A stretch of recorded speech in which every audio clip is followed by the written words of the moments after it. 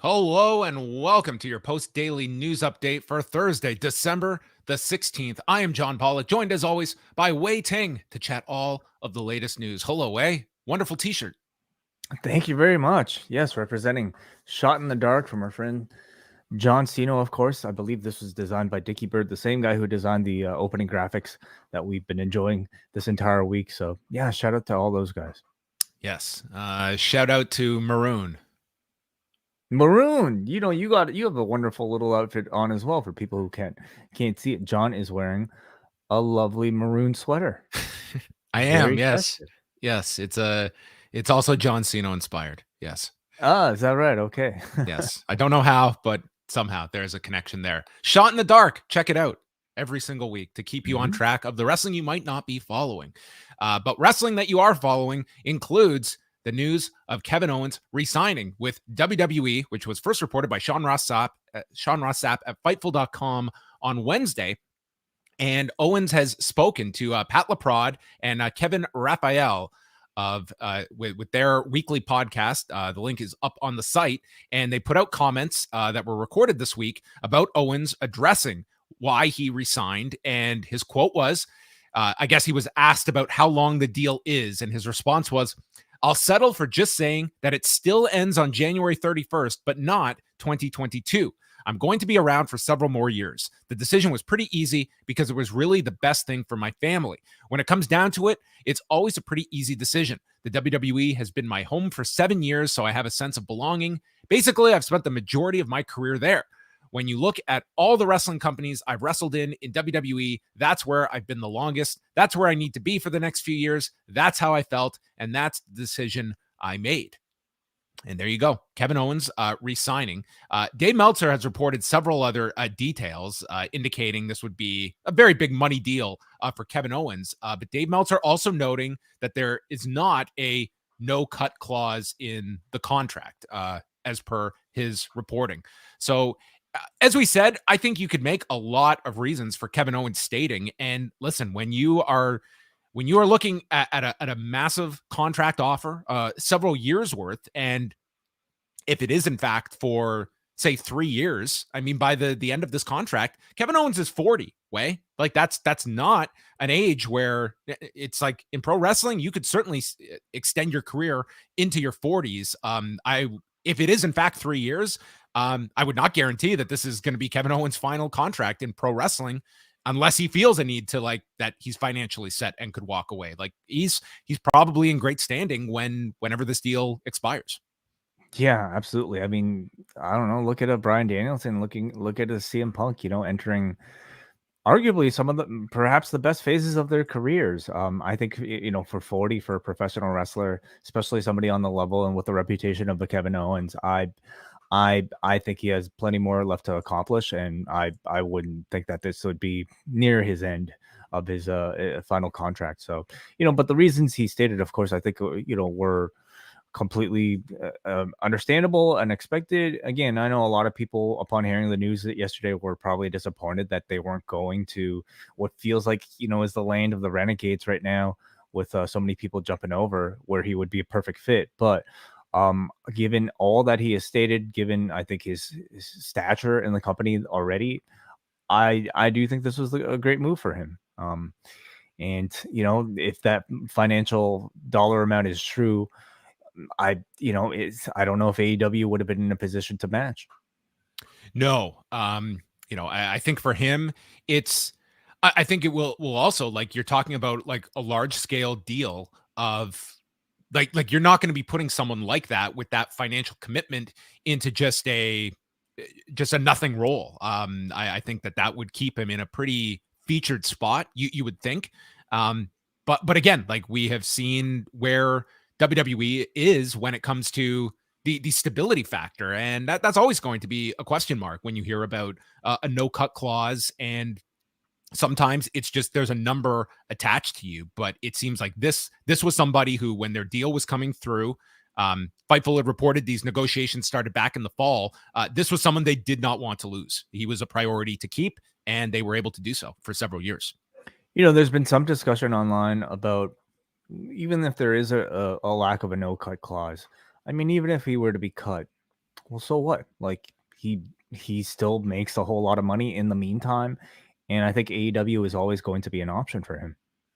I would agree with that assessment. I would say like if a Kevin Owens becomes available, like I see him as like a top tier talent that I would want to go out and get, whether it be in I think he could go into AEW, and I would venture to guess he would be a top heel in no time. Like I think his verbal skills are at the top level in the industry. So anyway, that is the story on Kevin Owens. He comments on the contract on this week's podcast, Le Antipodes de la Lutte.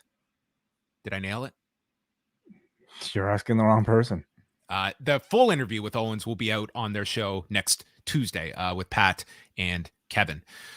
We move on over Wrestle Kingdom Nights 1 and 2. We have full lineups for the two shows at the Tokyo Dome. So we'll start off with night number 1. The kickoff show will feature my annual favorite match, the New Japan Rambo. Competitors to be determined, length to be determined. I hate this match with a passion, but it is a staple of Wrestle Kingdom. It's their way of cramming a bunch of names on the show. I mean, the question, I suppose, this year, do you think we get surprises, or is it just more so the rest of the roster that don't have matches? I don't think we're going to expect, unless you're borrowing from, perhaps you could throw in some Noah talent, but I almost would want to keep that more so for the third show, right? Like what's going to be the utilization of putting Noah guys in a throwaway match? Like maybe you could get the odd legend or two, but there's not going to be any foreigners coming in for this.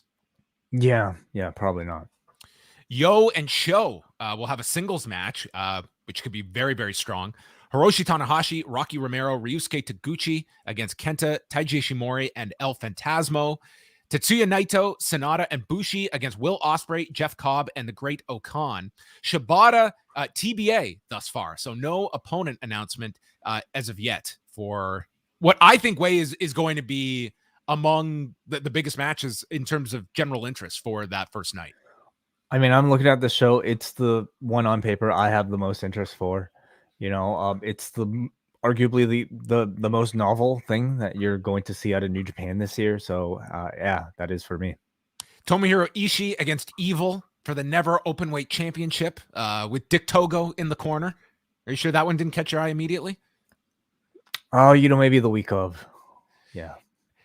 Dangerous Tekkers, Zack Sabre Jr. and Taichi defending against the World Tag League winners Yoshihashi and Hiroki Goto for the tag titles. El Desperado versus Hiromu Takahashi for the junior heavyweight title. And Shingo Takagi versus Okada headlines night 1. Mm-hmm. Yeah, I mean, I think the matches will be tremendous. I don't know if it's necessarily a show that I'm that excited with. I mean, I'm very disengaged with the New Japan product since the G1. But I think come the week of, maybe perhaps I'll feel a bit more. Where's your excitement level for night 1? I'm like definitely on the higher side. I think some of these matchups are going to be fantastic, but I can also understand that there is a bit of a malaise when it comes to the Japanese product that New Japan has been putting out really all year. I mean, I certainly felt there was that dip in regular G1 interest. And if your interest was down for that, I can see like these shows not jumping out at you. Shibata is, I think, one of those real interesting curiosity viewings that people are going to be excited for the day of. But man, when you look at these top matches, like even like with Evil, like Ishii's not going to have a bad match with Evil. Like those top matches, Yo and Sho, like I think this is going to be a pretty tremendous show if you skip the Rambo. What about night 2? Night 2, we'll start from the top here. So either Takagi or Okada, whoever is the winner, will defend against Will Ospreay for the IWGP World Heavyweight Championship. Hiroshi Tanahashi and Kenta, which is going to be a no disqualification match for the U.S. title, which is second from the top in this listing. So very high up. Tetsuya Naito versus Jeff Cobb. Sonata against the Great Okan. Then the House of Torture, Evil, Sho, and Yujiro defending the 6-man tag titles against Hiroki Goto, Yoshihashi, and Yo. The King of Pro Wrestling Trophy, a 4-way match, competitors to be determined. The Stardom Showcase with Mayu Iwatani and Starlight Kid against Tom Nakano and Saya Kamatani. And a 3-way for the IWGP Junior Heavyweight Tag Team Championships, Robbie Eagles and Tiger Mask defending against Rocky Romero and Ryusuke Taguchi and El Phantasmo and Taiji Ishimori. Yeah, I mean, it's an interesting main event. Seeing Will Ospreay back into the fold in the main event scene, I think will be interesting one. Naito versus Jeff Cobb. I think That'd that be produces fascinating. your next challenger for like a new beginning show or something like that. I could see, Naito coming out of it and gets a championship match, or conversely, you could go. I mean, it depends on who comes out with this. I don't see them going with Ospreay and Will and Jeff Cobb, but I'm also not expecting Ospreay to come out as champion. Right. Yeah, and Kenta Tanahashi, I think, will be a fairly decent match, and we look to see whether or not Kenta will be elevated to a higher standard. I mean, because he probably would be next in line or eventually in line for Shibata.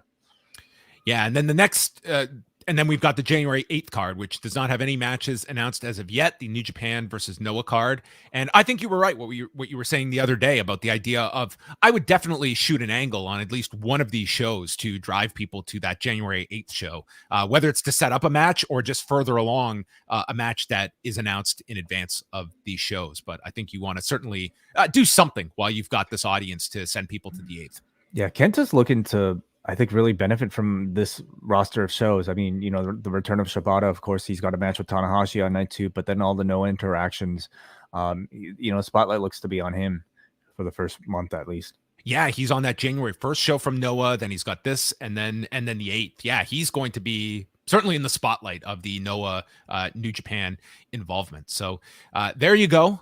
We will be doing shows those days, probably in place of these post daily news updates. But that will be the craziest week until the next craziest week happens in 2022. So you can keep all of your attention here at postwrestling.com. Moving over to NXT 2.0 numbers from Wednesday night, they were down 5% in viewership with 561,000, but up 19% in the demo with 176,000 viewers, a 0.14 coming from Brandon Thurston at WrestleNomics. And what they saw here was an increase in all of their younger demos. Men 18 to 49 were up 28.5% this week. Females 18 to 49 up 12.5. 18 to 34, it was a jump from a 0.05 to a 0.09. So that was a sizable increase. The only thing that was down was your over 50 audience, which is going to impact your overall viewership because there's a higher concentration of it. And this is one of those ways that if I were to look at these two shows on paper, last week's and this week's, where you had all the stuff with Gargano, the cage match with Kyle O'Reilly, you're coming off War Games, I would not have expected that this week, which, I mean, it didn't have anything to me that on paper had the appeal of last week, but it was a tale of two different numbers. This is not a giant number by NXT standards, but it certainly was a bit of a bounce back from last week. That was just just an extremely low number when you had a lot of factors that would suggest it would be a much higher number. So is it more of a question of the competition or just random? I think that this is the declaration that if Harland was on Pro Wrestling Tees, he would be giving Hook a run for his money, I think. Okay, would it be a white t-shirt? Yeah, just with Harland in Times New Roman right across the chest. Would that be a Wai Ting purchase? A Hook shirt? Would you wear a Hook shirt? I mean, I like white t-shirts, as evidence, but yeah. No, I don't think so. I think I'm good. All right. A few MMA stories here just to wrap things up.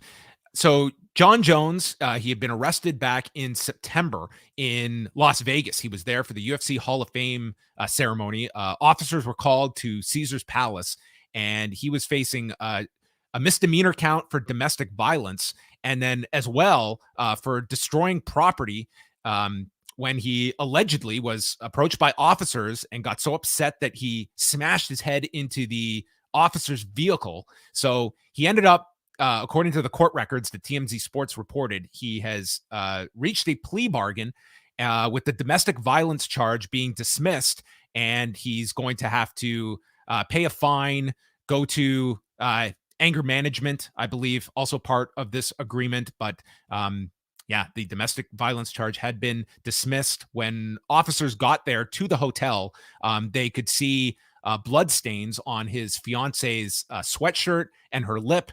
And the fiance had told the officers that he had pulled her hair a little bit, but did not hit her. But she declined to fill out a voluntary statement or be recorded by officers, nor get a protective order against Jones.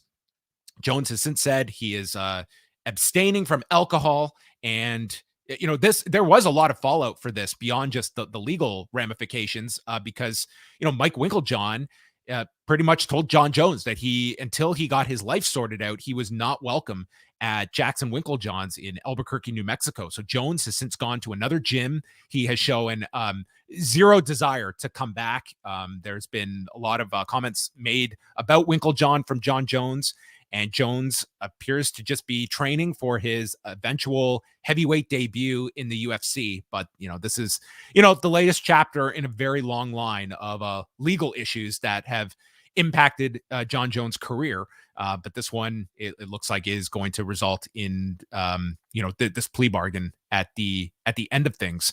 And then the next question, it will be, his fighting future. But there you go. That is the update on Jon Jones. There's also some talk involving Dustin Poirier coming off his loss to Charles Oliveira this past Saturday, as well as Nate Diaz. And they were both tweeting that they want to fight. Nate said, "I'll fight you in January."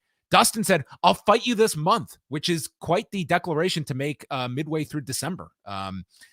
There's only one card. It's this Saturday way. So I don't know. I don't think this month was going to happen. But Ariel Helwani did report that there are serious talks here about fighting each other, and both would be willing to fight in January. That January pay-per-view is, I think it's got 2 title fights. Certainly you could always add another big fight, but February is a card that I think could use some extra muscle attached to it if you could get a Dustin Poirier, Nate Diaz fight. Now, where this is also interesting way is that Nate Diaz has 1 fight remaining on his UFC contract, and then he'd essentially be free. And while, the idea of leaving UFC, where you're going to make that money, a lot of people have their bets placed on Nate Diaz jumping into the Jake Paul sweepstakes, which is a way that, listen, Tyron Woodley is going to make an incredible amount of money based off of these 2 fights with Jake Paul, with the rematch happening on Saturday. I think a Nate Diaz fight would have so much more interest than Tyron Woodley would. Mm-hmm. Yeah, I mean, as much of a shit show as these cards tend to be, I mean, do you agree that it at least offers a point of leverage for somebody like a Nate Diaz looking 100%. to renegotiate? 100%, because I don't think if you're Nate Diaz, the Bellator business model does not make sense if you want to make the kind of money that you can as a headliner in the UFC. Like Nate is on paper, he's looking at, you could fight Dustin Poirier. You could do another fight with Conor McGregor when he's ready to come back. And these would be big fights for him. And yeah, the idea of going elsewhere, that is what Jake Paul has provided. And there is leverage there of where you can go and you can make a ton going to box Jake Paul. So, I mean, there's a lot of negativity towards Jake Paul, but I think he has put a big spotlight on fighter pay where, God, how many interviews is Dana White sitting down for and is being asked about the fighter pay issue? And like they have their amount of what they are going to pay fighters every year. And Jake Paul has really exploited that fact and put more of a spotlight on it, where you're getting more mainstream outlets that I think are going into the numbers. And the whole antitrust suit, you've seen the reporting that has kind of put a light on that as well. So it's a fascinating business story on top of just being a fight story. Mm-hmm. Okay, interesting. If you had to bet, where would we see Nate Diaz? I certainly don't dismiss the idea of him boxing Jake Paul. If he can get his next UFC fight done and he is free of that contract, I could certainly see the Jake Paul fight happening. But I would say, like the UFC, the UFC is in a position where it is not like anyone is expendable for them. Like they have iced Jon Jones, and it's not like we need to have this guy when we have this guaranteed revenue and we're having our most successful year ever. A Conor McGregor being hurt, a fighter being disgruntled and sitting out, like the train keeps moving for them. Like they are not beholden to any fighter like they were in a previous era where they needed to generate those buys on pay-per-view. So I mean, I think they'll go to a point with Nate, but if it gets down to it, and they are not going to upset their business structure to keep any one fighter. So I think it only goes to a point of how far they will go to keep a fighter, regardless of what popularity is attached to said fighter. You do? Are you going to be watching the fight on Saturday? I know I've asked you this several times. As I don't sense as much buzz for this one as the previous fight that they had in August. It's also come together very quickly in a couple of weeks' time after Tommy Fury was out. But usually it's like Thursday, Friday. That's when you really get all the media's in town. The circus really takes off for Jake Paul, and we'll see. The first fight, it had interest. I don't think it was overwhelming, but it's still Jake Paul fighting, and he is someone that grabs attention. So we will see if Saturday it's done very well. Like the Amalie Arena in Tampa, I think it is close to, if not completely sold out. It's like 17,000 people. Is there a stipulation attached to this one? So if Jake Paul gets knocked out, Tyron Woodley gets, I think, $500,000 extra. There's a knockout bonus for Tyron Woodley. But no tattoos at stake. No one has to change their name legally for a year. So I don't know what the knockout stakes are. But do you sense, Wade, like you followed a lot of Tyron Woodley's career? He was a welterweight champion at one time, a premier fighter in MMA. He certainly declined from that. But, with 2 losses to Jake Paul, like how big of a aspect of his legacy is that at the end of his career? Or do you think that people will separate the MMA portion of his career from this kind of, moving over to boxing for these, kind of, I don't even want to call them gimmick fights. It's somewhat of a gimmick fight. Yeah, I mean, I do think like these are fights that are probably going to be like the most well-known of his entire career. So, when people talk about, Tyron Woodley's legacy, I don't know if they would be able to leave this out towards the end, even if it is a different sport, just because it is so publicized. But we all, I think, can understand exactly what's going on here. We can all respect the hustle that he has. I don't know about, tattooing your name, but at the same time, look at, what the man has been able to accomplish for his family.